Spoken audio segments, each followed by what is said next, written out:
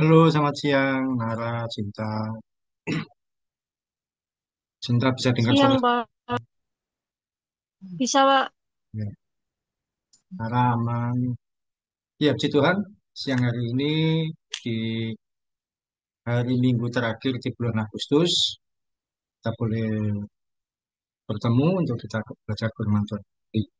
Kalau menurut perhitungan, biasanya ini memang hari Minggu terakhir bulan Agustus, tapi biasanya juga ini sudah disebut Minggu pertama September, karena besok sudah tanggal 1. Oke, kita mulai dengan berdoa. Tuhan Yesus, terima kasih. Kami bersyukur siang hari ini kami dipertemukan dalam keadaan baik dan sehat untuk belajar firman Tuhan. Kami serahkan jalannya pembelajaran firman Tuhan ini dari awal sampai selesai. Kami serahkan dalam tangan Tuhan. Jaringan yang ada, fasilitas yang kami pakai aman, tidak ada kendala sampai selesai, tidak perlu ada gangguan apapun juga. Dalam nama Tuhan Yesus kami berdoa dan ucap syukur. Amin. Ya, ini tanggal 31 Agustus dan seperti yang saya sampaikan di waktu lalu, semakin dekat kita akan mengakhiri tahun ini. Besok sudah September. Kalau bulan ada berbernya itu berarti sudah menjelang akhir tahun. September, Oktober, November sampai Desember. Tidak terasa. Kita akan belajar firman Tuhan melanjutkan dari Mazmur 23.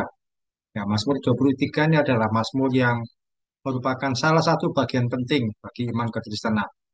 Banyak anak-anak Tuhan, orang-orang Kristen itu suka dengan Mazmur 23 dan ini adalah pembelajaran yang penting bagi iman kita. Khususnya Mazmur 23 ayat 1 sampai 6 itu banyak yang sudah hafal dan mudah memahami. Tapi kita mempelajari perbagian-perbagian. Kali ini seri keempat kita akan mempelajari ayat 5 dan 6. Nah, kita masuk pada bagian Mazmur 23 seri 4. Tapi sebelumnya kita akan membiasakan terus untuk kita berbagi kesaksian, bercerita kebaikan Tuhan satu saja yang kita alami dalam hari-hari ini, mungkin dalam seminggu ini, atau mungkin juga di hari-hari yang lalu juga tidak apa-apa, di hari yang bukan minggu ini. Ya, saya akan mulai dari cerita dari saya, kesaksian saya. Ya, puji Tuhan, bersyukur eh, hari seminggu yang lalu itu saya sempat sakit. Selain sakit di bagian paha kaki juga eh, saya sempat mengalami flu, batuk, dan saya sempat berpikir juga bagaimana untuk pelayanan hari Sabtu.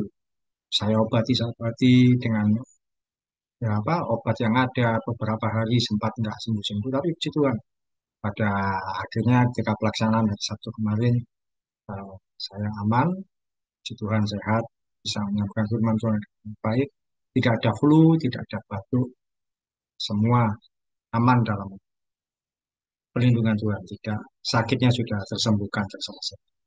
Saya bersyukur Tuhan sembuhkan saya dari sakit, sehingga pelayanan saya di Sabtu boleh berjalan dengan baik.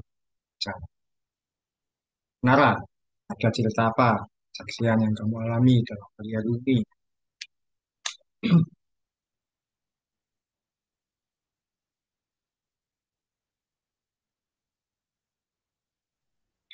Bisa ikut ANBK dengan baik. Bisa apa?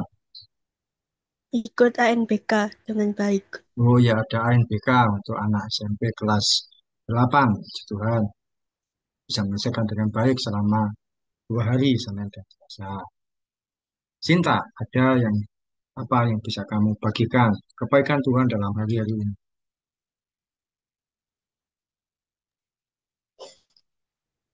Dapat pengalaman baru, Pak. Apa itu Bang baru? Mana pengalaman baru? Kemarin pelayanan itu, Pak. Oh ya, sudah baru ketemu dengan orang baru di luar yang biasanya. Ya, eh, ya, dengan sharing-sharing seperti ini kita belajar untuk bersaksi tentang kebaikan Tuhan yang kita alami dan kita belajar menemukan oh ini kebaikan Tuhan dalam kehidupan saya. Biasanya kalau ibadah ada kesaksian orang malu, orang tidak karena tidak terpercaya. Tapi dengan kesempatan seperti ini, kalian terbiasa, oh ini kebaikan Tuhan ternyata. Kita bisa bagikan, kita bisa ceritakan, walaupun sederhana. Oke, puji Tuhan, kita masuk dalam pembacaan firman Tuhan. Eh, Mazmur 23 ayat 5. Saya akan bacakan. Engkau menyediakan hidangan bagiku di hadapan lawanku. Engkau mengurapi kepalaku dengan minyak, pialaku penuh melimpah. Bagian 4 yang kita pelajari ada di Mazmur 23 ayat 5. Awalnya dari dulu saya tuh sempat berpikir apa maksudnya Tuhan menyediakan hidangan bagiku di hadapan lawanku. Apakah orangnya ini atau Daud ini makan di hadapan musuh-musuhnya? Apa yang dimaksud dengan firman Tuhan ini? Kita pelajari yang pertama eh, dari poin ini padanan firman Tuhannya atau pembelajaran firman Tuhannya Keluaran 8 ayat 22. Sinta bacakan Keluaran 8 ayat 22.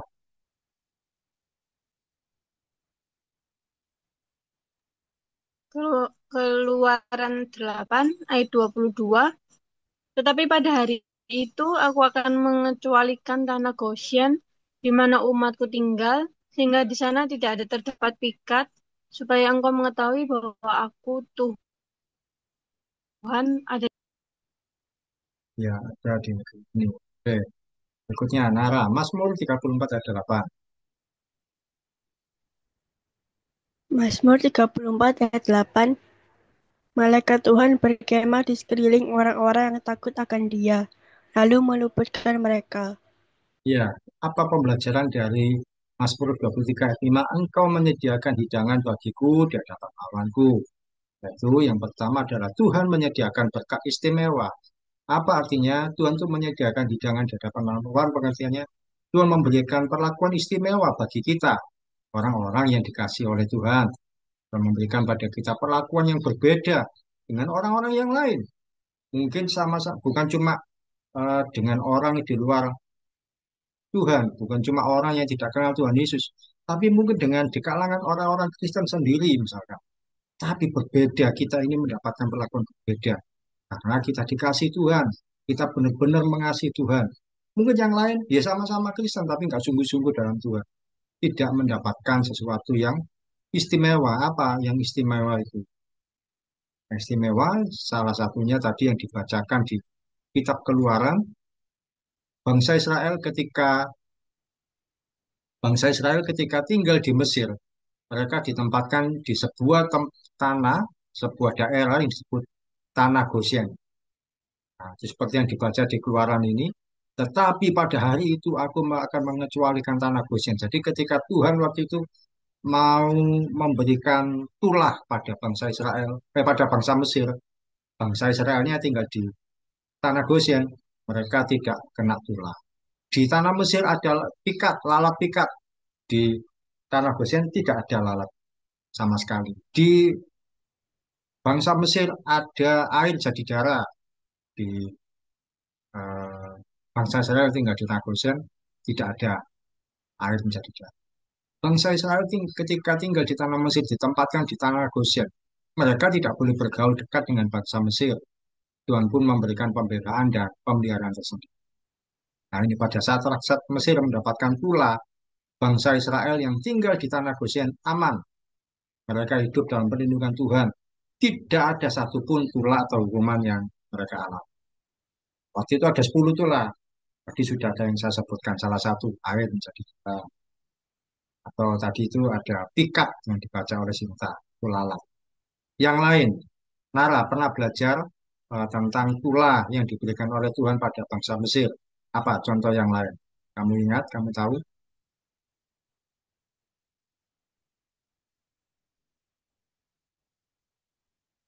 Yuk, ada 10 tulah. Air menjadi darah, tadi sudah saya ceritakan. Ada yang lain? Ingat? Cinta, masih ingat salah satu tulah yang diberikan Tuhan pada bangsa Mesir selain air menjadi darah dan pikat. Apa? Oh, kat, ya, Pak. Apa? Kata, Oh iya, kodok. ya kata atau kodok. Jadi di satu hari semalam ada hewan katak. Wah, itu memenuhi seluruh rumah orang-orang Mesir. Dan tinggal di situ. Katak kan binatang yang membuat jijik. Oh, tiba-tiba muncul di dapur, muncul di kamar. Orang kan jadi risih. Diusir di luar, ada lagi di dalam. Ya bukan, mungkin langsung masuk banyak di dalam rumah. Nggak bisa ngusir, susah. Sampai risih, gimana ini? Yang memprotes pada Musa. Besoknya, apa ketika sore hari, malam hari, hilang kata. Besok ada lagi ulah yang ada hujan es juga, ada penyakit yang mereka alami, bahkan juga ada yang terakhir anak sulung mati. Sempat juga terjadi gelap selama 3 hari. Ketika terjadi seperti itu pada bangsa Israel yang tinggal di tanah Goshen ini juga tetap di Mesir, tapi berbeda tempatnya. Ada satu bagian yang terpisah. Mereka aman. Kalau di bangsa Mesir mati bukan mati listrik ya, tapi gelap, tidak ada penerangan. Di bangsa Israel aman, tidak ada kegelapan. Dan itu adalah berkat istimewa, disendirikan, diperkecualikan, sesuatu yang dibuat berbeda. Kalau kita mengasihi Tuhan, Tuhan itu juga mengasihi kita. Kita akan mendapatkan perlakuan yang berbeda.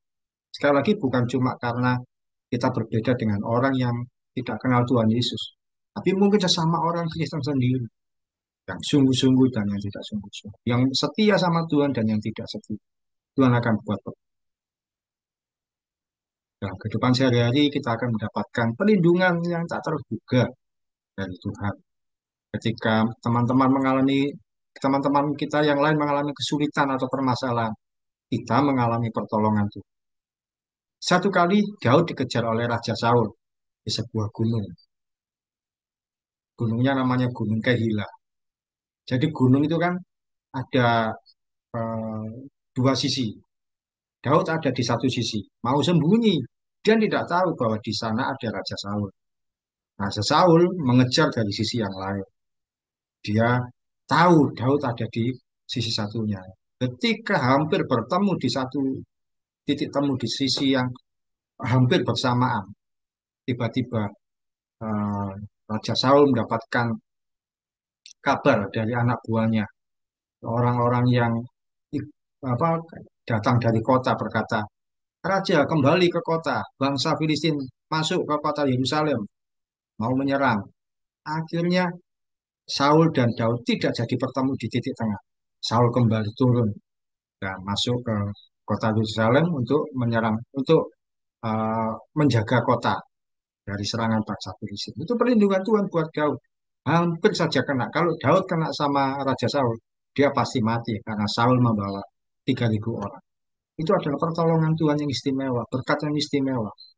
Karena Daud dilindungi, dibuat hampir saja kena bahaya.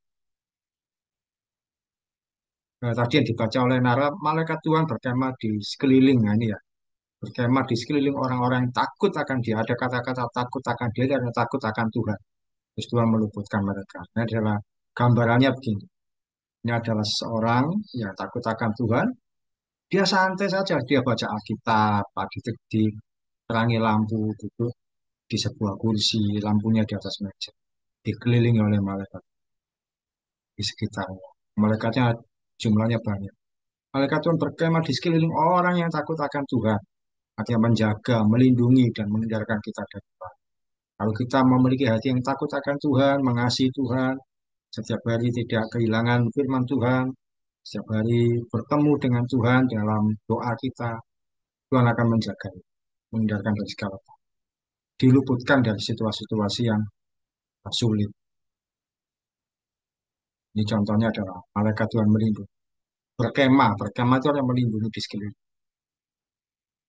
Kata-kata penguatan dari saya, Tuhan memperlakukan secara istimewa pada setiap pribadi yang dekat dengan.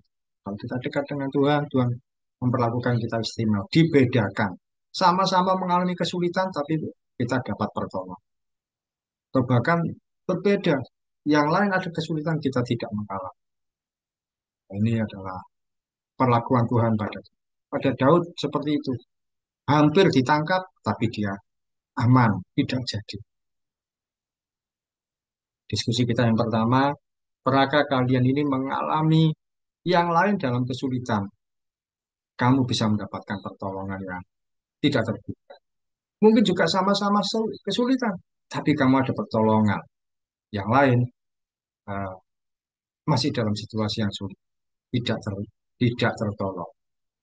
Nah, satu kali kalau saya yang cerita, eh, saya pernah ketika dalam kondisi terlambat datang kerja.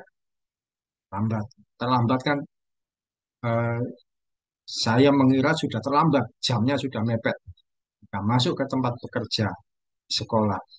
Ternyata eh, masih belum mulai bekerjanya, masih belum mulai jam mengajarnya.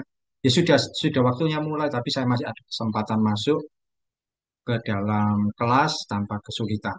Tapi satu kali teman saya belakangan menyusul dia terlambat. Kelasnya sudah keburu diisi kepala sekolah. Dia kemudian dimarahi sama kepala sekolah karena dia datang.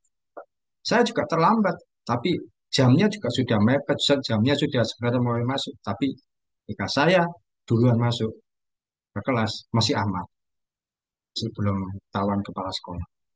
Jadi saya mengalami kesulitan, tapi saya mendapatkan pertolongan. Gitu.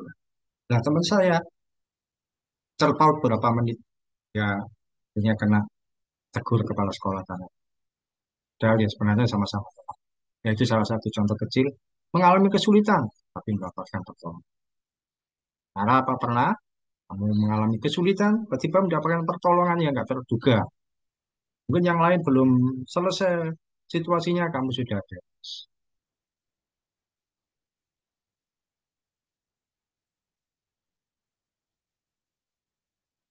Pak, misalkan kami sesuatu kesulitan, yang lain masih mencari-cari. Oh, ternyata oh dapat Nara bisa menemukan cara sendiri untuk mendapatkan pertolongan.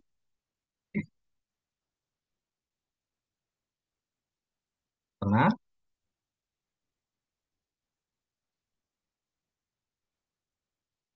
bisa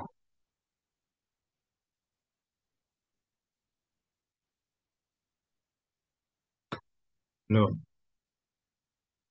Bah, nanti lagi. Sinta, ada situasi kamu mendapatkan pertolongan di saat kesulitan. Semestinya tidak tertolong, tapi duh, ada pertolongan.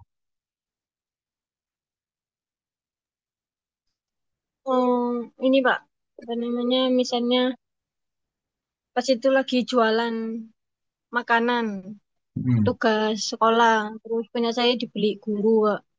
Jadi cepat habis, yang lainnya enggak. Ya, gitu kan, saudara. Pertolongan yang tidak terduga. Situasinya sama, sama-sama berjualan. Juga situasinya sama. Ya sama-sama sulit harus menjual. Ya, ternyata Tuhan menolong. Sinta, orangnya apa dagangannya yang dijual habis.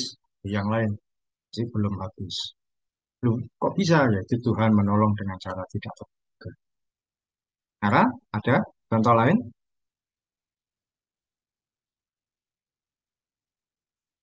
Ada. Oke.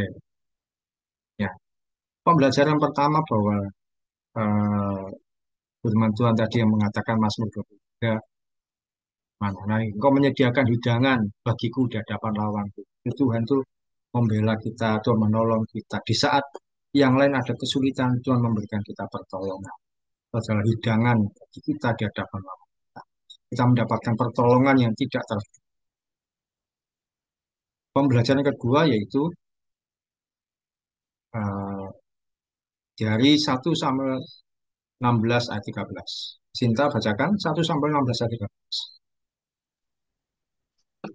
1 Samuel 16 ayat 13. Samuel mengambil tabung tanduk yang berisi minyak itu dan mengurapi Daud di tengah-tengah saudara-saudaranya. Sejak hari itu dan seterusnya, berkuasalah roh Tuhan atas Daud. Lalu berangkatlah Samuel menuju Roma. Rama. Oke. Nara, Roma 12 ayat 11. Roma 12 ayat 11. Janganlah hendaknya kerajinanmu kendor. Biarlah rohmu menyala-nyala dan layanilah Tuhan. Ya, pembelajaran kedua itu dari bagian berikutnya yang engkau mengurapi kepalaku dengan minyak. Itu artinya apa? Tuhan melayakkan kita untuk melayani. Untuk melantik seseorang menjadi raja atau menduduki jabatan tinggi, dia harus diurapi dengan minyak. Diurapi artinya apa? Kepalanya disiram atau diolesi dengan minyak. Hal ini melambangkan bahwa seseorang mendapatkan tugas tertentu, kelayakan untuk melakukan tugas tertentu. Tadi dibaca sama Sinta, Samuel mengambil tabung tanduk yang berisi minyak. Jadi kalau seseorang mau jadi raja, dia diurapi dengan minyak kepala. Jadi itu adalah lambang atau tanda seseorang mendapatkan tugas khusus, tugas tertentu. Demikian juga dengan kita. Apa? Kita ini dilayakkan oleh Tuhan untuk melayani Dia. Kita diberi kuasa oleh Roh Kudus untuk melayani Tuhan. Setiap kita diberikan tugas sesuai dengan kemampuan masing-masing yang bermanfaat untuk melayani Tuhan. Jadi kita ini juga diberi urapan, diurapi, tidak lagi dengan minyak, tapi oleh kuasa Roh Kudus untuk melayani Tuhan. Masing-masing kita diberi kemampuan untuk melayani, masing-masing berbeda. Sinta kemampuan melayani berbeda, berbeda dengan saya. Juga Nara pun berbeda lagi. Ada kesempatan masing-masing, tapi semua untuk melayani Tuhan. Nah ini contohnya Daud yang diurapi kepalanya dengan minyak. Ini adalah tabung tanduknya, isinya minyak ini yang dituangkan. Daud diurapi menjadi raja, usianya masih muda padahal. Dan dia tidak langsung menjabat sebagai raja, masih nunggu belasan tahun. Minyak untuk mengurapi diisi dalam tabung tanduk. Minyak ini dituangkan. Kadang-kadang kalau kalian pernah lihat di gereja-gereja tertentu ada orang pakai minyak mengurapi itu dengan diolesi. Kalau di masa yang lalu ini Nabi Samuel mengurapi minyaknya dituangkan, disiram ke kepala. Itu karena melambangkan dia mendapatkan tugas tersebut. Oke. Kata dari saya untuk menguatkan kita semua, siapapun kita dan apapun kemampuan kita, gunakan sebaik mungkin untuk melayani Tuhan. Kalau pertanyaan dari saya, diskusi kita, Cinta mungkin bisa mulai dibuka, mungkin sudah mulai aman kameranya. Mudah-mudahan. Menurut kalian, kemampuan apa yang bisa kamu berikan untuk melayani Tuhan? Pelayanan apa yang tepat untuk kalian kerjakan? Menurutmu itu kamu eh, cocok untuk melayani di bidang apa? Atau kamu punya kemampuan apa untuk melayani? Untuk saya, eh, awal-awal saya itu tidak berani tampil di depan orang lain, tidak berani untuk berbicara. Saya cuma punya kemampuan berdoa bagi orang lain. Orang yang sakit saya doakan, orang kesusahan saya doakan. Menurut kamu, apa kemampuan yang kamu miliki untuk melayani Tuhan? Menurut Nara, apa kemampuanmu yang kamu miliki dan kamu mau berikan untuk kebayang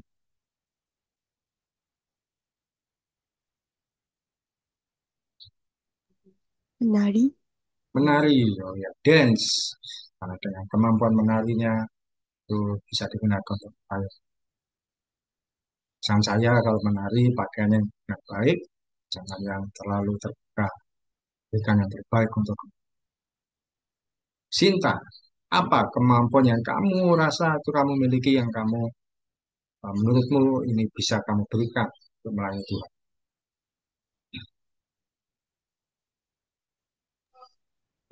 Ngajar anak kecil, Pak. Pengajaran kecil. Jadi dikembangkan terus sampai sebaik mungkin, ya mungkin di waktu yang lalu kamu bisa evaluasi, oh ini melayani, saya mengajarnya seperti ini.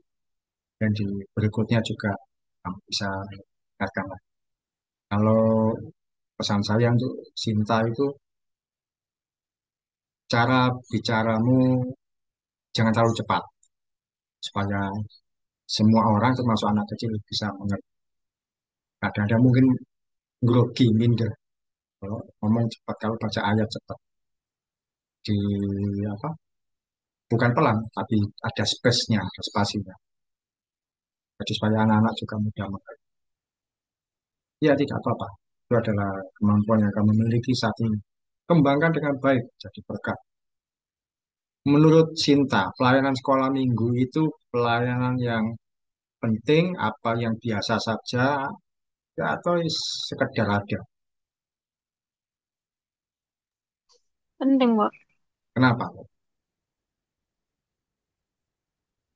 Soalnya kan nanti mereka juga yang bakal jadi penerus, Pak. Ya, seringkali orang meremehkan pelayanan sekolah minggu. Padahal sekolah minggu itu adalah dasarnya. Anak-anak kecil mengerti firman Tuhan ya ketika di sekolah minggu. Dan biasanya itu yang dipegang sampai dewasa. Mereka terima firman Tuhan sejak kecil. Itu yang menjadi pola pikir sampai dewasa. Oh, saya itu harus mengasihi orang lain, mengampuni orang lain. Tahunya dari sekolah. Kalau sudah dewasa itu tinggal di variasi, diolah lebih baik lagi. Tapi dari sekolah minggu itulah kita mengenal tokoh-tokoh iman dan itu jadi pegangan sampai dewasa. Oke, puji Tuhan. Dengan firman Tuhan yang mengurapi kepalaku dengan minyak itu kita diberi tugas oleh Tuhan untuk melayani Tuhan sesuai kemampuan masing-masing. Dan terus kembangkan lebih baik lagi. Kemudian pembelajaran terakhir dari firman Tuhan ini, ya, bagian ketiga didasari Mazmur 37 ayat 25. Silakan Cinta. Dahulu aku muda, sekarang telah menjadi tua, tetapi tidak pernah kulihat orang benar ditinggalkan atau anak cucunya meminta-minta roti. Ya, firman Tuhan berkata, bahwa kita sampai tua Tuhan pelihara, tidak ditinggalkan. Bahkan tidak pernah dilihat orang benar anak cucunya minta-minta roti. Karena Tuhan memelihara sampai tua. Nara, bacakan Matius 6 ayat 26. Matius 6 ayat 26. Pandanglah burung-burung di langit yang tidak menabur dan tidak menuai dan tidak mengumpulkan Saya bilang ya. Nah ini, bekal dalam lumbung, namun diberi makan oleh Bapamu yang di sorga. Bukankah kamu jauh melebihi burung-burung itu? ya, Tuhan tidak hanya menjanjikan berkat rohani. Ya, tadi kita belajar berkat rohani, perlindungan dan pertolongan. Tuhan juga menyediakan berkat jasmani yang tidak terbatas bagi kita. Kalau kita dekat dengan Tuhan, percayalah hidup kita tidak akan kekurangan. Saya tidak percaya kalau orang dekat dengan Tuhan hidupnya kekurangan. Mungkin tidak kaya, tapi kita tidak akan kekurangan. Ada saja pertolongan Tuhan yang membuat kita terpelihara. Ada saja berkat Tuhan yang membuat kita bisa aman. Waktunya bayar ya Tuhan sediakan. Waktunya makan ya kita bisa makan. Setiap kita memiliki hubungan dekat dengan Tuhan, percayalah tidak akan kekurangan. Kalau ada orang kekurangan hidupnya, ya bisa dipertanyakan. Kamu dekat dengan Tuhan apa enggak? Bagaimana hubungan? Artinya tidak seperti saya sampaikan di atas, tidak selalu orangnya itu di luar Tuhan Yesus, nggak kenal Tuhan Yesus, tapi sama-sama kenal Tuhan, sama-sama Kristen mungkin. Tapi kalau dia tidak dekat dengan Tuhan, ya tidak terpelihara, tidak aman hidup. Pemeliharaan Tuhan akan selalu disediakan. Berkat itu apa? Segala sesuatu yang kita nikmati tanpa bersusah payah. Itu berkat. Segala sesuatu yang kita nikmati tanpa bersusah payah. Kita nggak perlu khawatir apa yang kita makan hari ini atau besok. Sebab Tuhan Yesus menyediakan berkat itu setiap hari. Ada saja. Ini adalah salah satu gambar burung. Burung di langit dan yang bertebaran di alam ini. Apakah burung ini bekerja?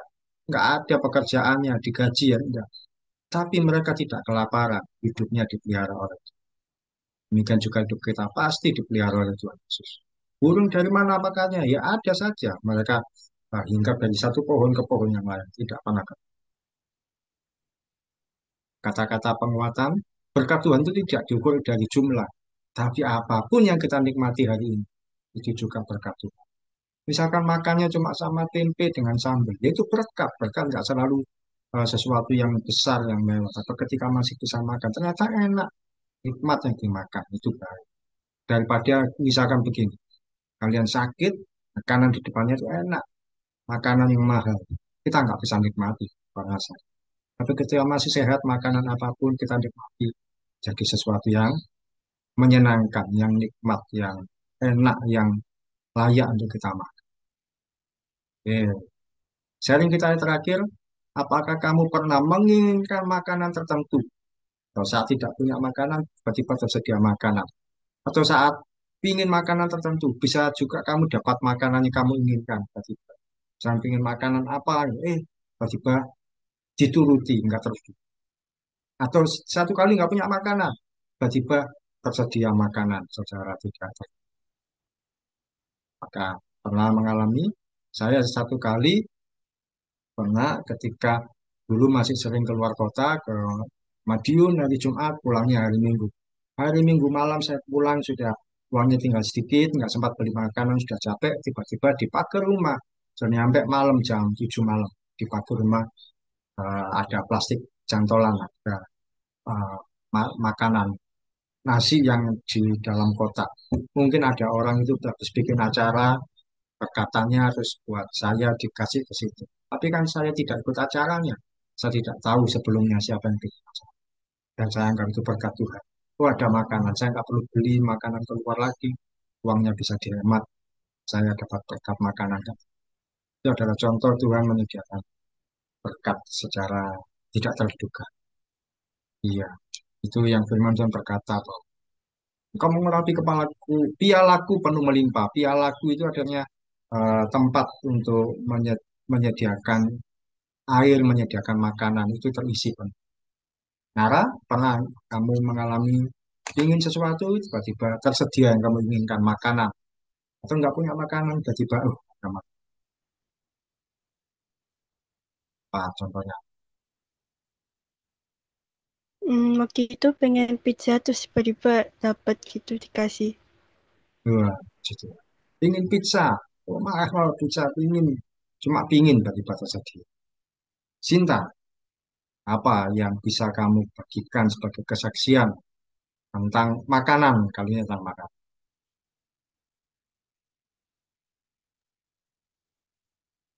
Pernah, oh pas kerja, Pak. Kebetulan nggak bawa uangnya, ternyata ditraktir makan, Pak. Wah, tidak minta padahal, tidak terduga, tiba-tiba diterima. Itu adalah berkat Tuhan.